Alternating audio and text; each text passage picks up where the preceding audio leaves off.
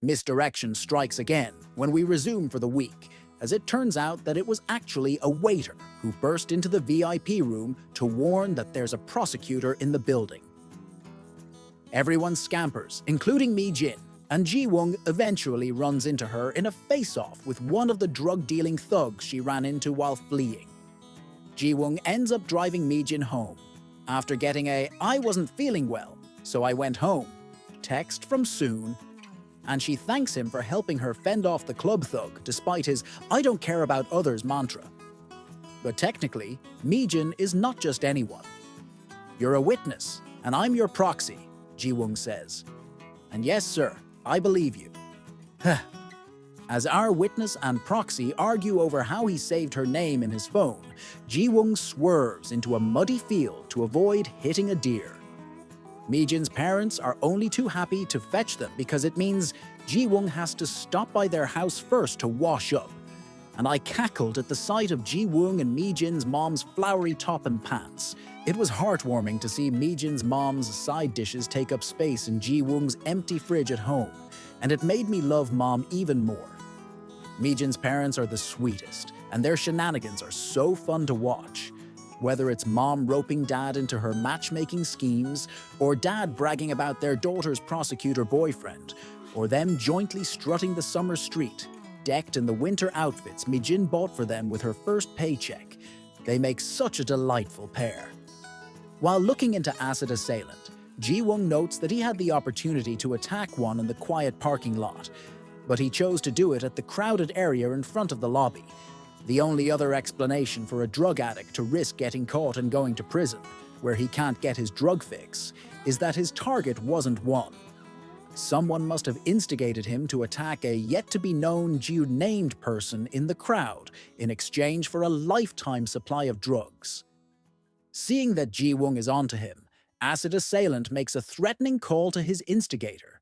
But next thing you know, he ends up dead, no thanks to a prison guard on the instigator's payroll. Curiously enough, we see the shrouded figure of the instigator, texting the guard on the prosecution office staircase, where we earlier saw the former hospital director turned senior citizen intern. To make matters worse, we can almost suspect that something bad happened to the other AWOL intern, based on the questions hospital director asked Soon. No way he got rid of that poor man in order to take over the internship slot. Our newest intern is looking more like a red flag than a red herring, and I won't be surprised if he's indeed Acid Assailant's instigator. And the Raincoat Killer. It's bad enough that Mi-jin is on Raincoat Killer's radar, but now we see Soon's picture plastered on his wall of doom. Oh dear, in the meantime, Soon and Ji-woong's already shaky professional relationship hits the rocks when she breaks the news about Acid Assailant's death to Won. She merely intended to make Won feel at ease, but it didn't occur to her that victims could get a mental shock when they hear about their attacker's death. Unfortunately, Won blames himself for Acid Assailant's death, and Ji-woong is furious with Soon because Won's feeling of guilt will only increase if the autopsy rules the death as suicide. This is why I don't like working with people who are old, inexperienced, and chatty, Ji-woong lashes out, and his words hit a genuinely sorry Soon like a truck. All her excitement about getting a job and finding her passion fizzles out as she realizes that she was never a part of Ji-woong's team, and that the multiple tasks she was assigned were to make her quit. A fact she already knew in hindsight, but pretended not to know because she wanted to hang on to the job. Soon's breakdown on the hill of anguish is quite sad to watch, and as she bemoans the fate that turned her into an ajumma, the mysterious cat appears to watch her from a distance. Soon ends the day with a round of drinks, and at nightfall, a drunk Mi-jin marches over to Ga-young's place. Or rather, to Ji-woong's apartment, since she's on the wrong floor. Oops! After interrupting our prosecutor's shower scene, rude, Mi-jin barges into his house.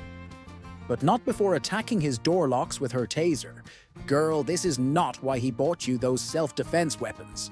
Lam, Ayo. Ji-woong finds Mi-jin's drunk antics cute. And who wouldn't when she compliments his visuals?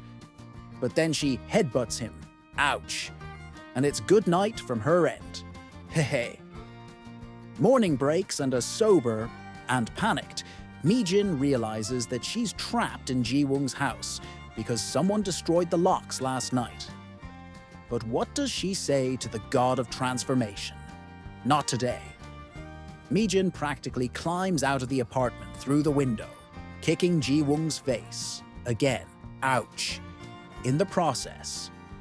And she makes it safely up to Ga-young's room before the sunrise transforms her into Soon. But instead of worrying about how she'll explain her night out to her parents, or how she'll get fresh ajuma clothes for work since she can't go home now, my good sis is worried that Ji-woong will think she's weird because she climbed out of his window. Oh well, we all have different priorities. It turns out Ji-woong is also worried about Mi-jin, so he drops by Ga-young's place to drop off stomach medicine for her. But it's Soon who answers the door, and Ga-young has to claim that she's Soon's niece as well as Mi-jin's friend. So what if the ladies jointly throw Mi-jin under the bus by explaining her absence with the taking of a giant constipated dump? The most important thing is that Ga-young senses some reciprocated energy from Ji-woong, and she steps into matchmaking duties. Although our self-deprecating heroine doesn't think she's worthy of our prosecutor, Ji-woong eventually apologizes for scolding Soon over the one-acid assailant issue, and he asks to start over their professional relationship on the right foot this time. As for their personal relationship, Ga-young sets Ji-woong up to bring Mi-jin home after a girls' hangout, and on the leisure walk home, Ji-woong brings up a 30-minute drunk-dial conversation Mi-jin had with him before she showed up at his house the other night. Mi-jin doesn't remember any of it, but when Ji-woong hums a tune, it jogs her memory, and she remembers singing over the phone before going on a ranting spree about his treatment of Soon. If you don't want to work with the ajumma in your office, just tell her to leave. Why didn't you fire her? Mi-jin had asked. Because she was like me. She looked like she had nowhere else to go, Ji-woong admitted to a sleeping Mi-jin. Following the unarchiving of the memory, Mi-jin and Ji-woong wordlessly gaze at each other in the present, and I quite liked this moment because I often find silence to be a compelling form of communication. We hold off on romantic longing for a bit and head back to the prosecutor's office where Soon is finally needed on the team. You see, thanks to her knowledge of video game lingo, she helped Ji-woong and Byung-duk decipher the identity of a fentanyl supplier to gaming delinquents. And now they, very respectfully, with their hands clasped in front of them, need her help to catch the supplier. Yay! Our Soon is finally in charge of an investigation. Lul. Her excitement is contagious. Since the supplier has gone under the radar, the plan is for Soon to arrange a physical meetup with his girlfriend through the game in order to lure him out since he's the jealous type. Of course, it's Ji-woong who shows up to meet the very handsy girlfriend, but Soon is not about to be left out of the investigation, so she also goes to the restaurant to peep through the window. She really loves her windows. Lol. Thanks to her peeping, she spots the girlfriend spiking Ji-woong's beer, just as she transforms into Mi-jin. Unfortunately, Ji-woong does not understand the many "don't drink that beer" signals she gives him when she rushes into the restaurant. Mi-jin then decides to do the next best thing, hurl a chicken thigh in his direction. And this is where the episode comes to an end. Huh? What a randomly weird way to leave off for the week.